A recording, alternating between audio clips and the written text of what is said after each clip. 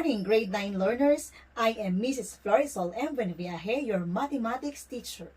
We are already in the third quarter, week 1, lesson 1. Let us have first the learning competency. Determine the conditions that make a quadrilateral a parallelogram.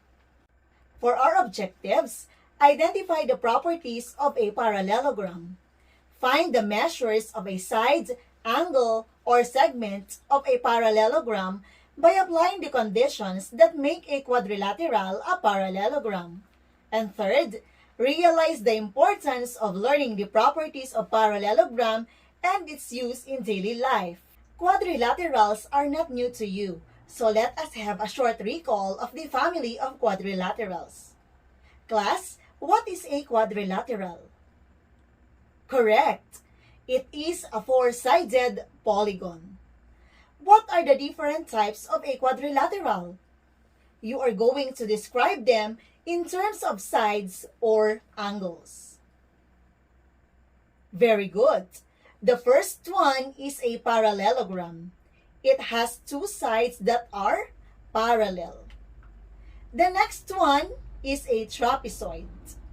It has only one pair of opposite sides.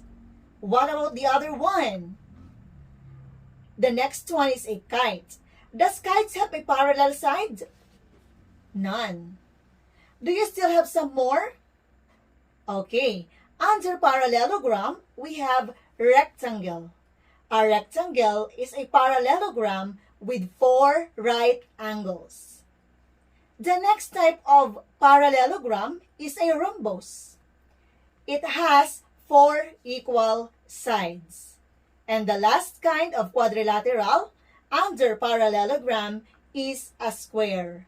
A square has both the characteristics of a rectangle and a rhombus. For this activity, Where Do I Belong? I will show you 5 flags. You are going to study them and answer the question that I will be asking you after. The first flag is Tunisia. The next is Togo. The third one is Liberia. The fourth one, Tanzania. And the last is Burundi. Class, into what continent do these flags belong? Correct. That is in Africa. Class, how do you describe the life in Africa? Yes. Sad to say, the life in Africa is poor.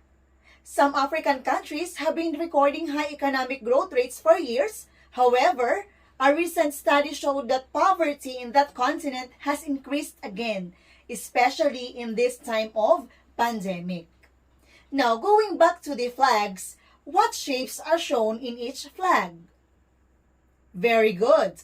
We have rectangle, square, triangle, star, and circle. How do you describe the lines shown in each flag? Correct. There are diagonal lines and parallel lines. We will be encountering those terms as we go on in our lesson for today, which is the properties of parallelograms. Class, are you familiar with GeoGebra? GeoGebra is a free digital tool for teaching and learning math. We will use it to draw a parallelogram. So let's start. Let us have this parallelogram.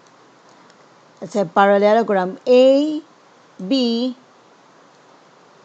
C, D.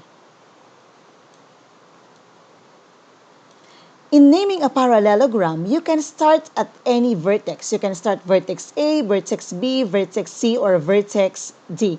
But you must continue in a clockwise or counterclockwise direction. So this can be named as parallelogram A, B, C, D, B, A, D, C. It can also be C, D, A, B. From the name itself, parallelogram, it can be observed that it has two pairs of opposite sides that are both parallel. Segment AB and segment DC are parallel, segment AD, and segment BC are parallel. Aside from this, a parallelogram has five basic properties which has something to do with the sides, angles, and the diagonals. I have here parallelogram ABCD. It can be observed that opposite sides are congruent because of the markings. So based on the illustration and the markings, what are the pairs of opposite sides that are congruent? Okay, segment AB is congruent to segment CD. The same as segment BC is congruent to segment AD. Now, what can you say about those opposite sides again? The opposite sides of a parallelogram are congruent, and that is the first property of a parallelogram. Now, class, if segment AB is equal to 7, which segment measures 7? Correct. That is segment CD. I have here another parallelogram ABCD. Notice that there are markings on the opposite angles. By looking at the markings, it can be stated that opposite angles of a parallelogram are congruent. Again, when you say congruent, they have the same measure. So what are the pairs of opposite angles? Angle A is congruent to angle C. Angle B is also congruent to angle D. So the second property of a parallelogram is opposite angles of a parallelogram are congruent. Now class, if the measure of angle A is equal to 75 degrees, what do you think will be the measure of angle C? Correct, that is also 75 degrees. What about if angle B measures 105 degrees? What is the measure of angle D? Correct, angle D measures 105 degrees. The next property involves the consecutive angles. When you say consecutive angles, those are the adjacent angles. So looking at parallelogram ABCD, which are consecutive angles? Angle A is consecutive to angle B and angle D. Now, what can you say about those consecutive angles in a parallelogram? Any two consecutive angles are supplementary. What do you mean by supplementary angles? Those are two angles having the sum of 180 degrees. Now take a look at parallelogram math. Looking at it, we can say that angle M plus angle A is equal to 180 degrees. Angle T and angle A, angle T and angle H, angle M and angle H, they are all supplementary angles. Therefore, their sum is 180 degrees. The next property involves the diagonals. What do you mean by diagonals, class? When you say diagonals, these are segments that join two non-consecutive vertices. So looking at parallelogram ABCD again, the diagonals are segment AC and segment BD. Now, what can you say about the diagonals of a parallelogram? The diagonals of a parallelogram bisect each other. When you say bisect, it divides a segment into two congruent segments. Point P is the midpoint of segment AC or diagonal AC and diagonal BD. So based on the given markings, segment BP is congruent to segment PD. Segment AP is congruent to segment PC. Take note, class, the diagonals are not congruent. Therefore, segment AC is not congruent to segment BD. The last property of a parallelogram is that a diagonal of a parallelogram divides it into two congruent triangles. So looking at parallelogram MATH, triangle MAH is congruent to triangle THA. Other way of naming it is triangle MAT is congruent to triangle THM. Are those properties clear to you? Let us now have an activity. In each quadrilateral, you are going to determine the condition that make it a parallelogram. A quadrilateral is parallelogram if opposite sides are both congruent and parallel. Number 2. What do you think will be the condition to make it a parallelogram? Let us check. A quadrilateral is a parallelogram if opposite angles are both congruent. Let us proceed to number 3. Look at the markings. A quadrilateral is a parallelogram if consecutive angles are supplementary. The sum of these two angles is 180 degrees.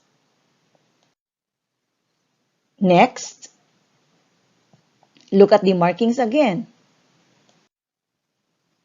A quadrilateral is a parallelogram if diagonals bisect each other.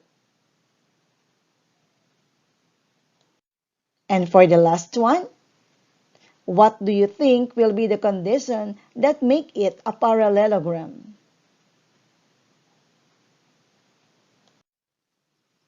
The answer is, a diagonal divides the parallelogram into two congruent triangles. Class, I want you to reflect on this. Why is it important that you know the different properties of a parallelogram? Relating it to your life, why is it important to know the characteristics of your friends or your classmates? Okay, you all have great answers about this. Are there any questions or clarifications? So let's sum it up.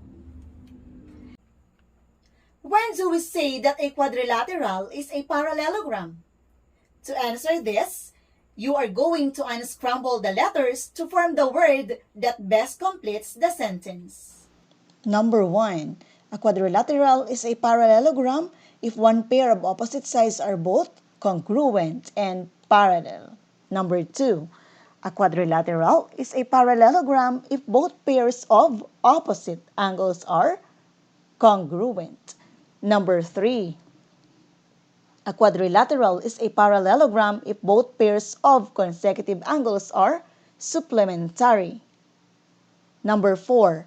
A quadrilateral is a parallelogram if the diagonals bisect each other. And number 5. A quadrilateral is a parallelogram if each diagonal divides a parallelogram into two congruent triangles. So class, don't forget those 5 properties of a parallelogram that will determine whether the quadrilateral is a parallelogram or not. I think you are now ready for our last activity. For these numbers 1 to 5, you are going to choose the letter of the best answer.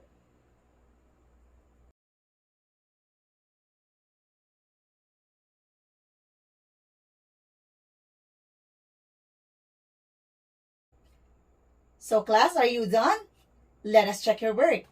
Number 1, A. Number 2, B. Number 3, D.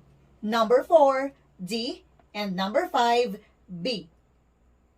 Were you able to get the correct answers?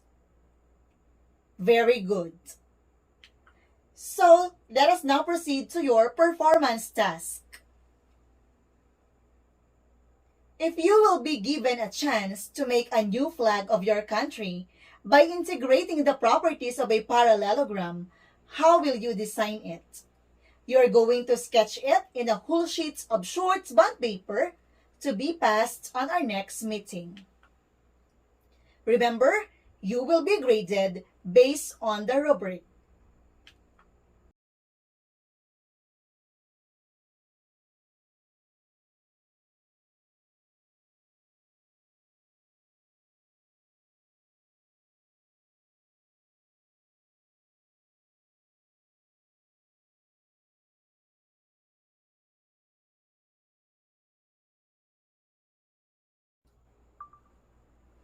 So that's all for today, class. I hope you learned something new from our today's lesson. God bless everyone.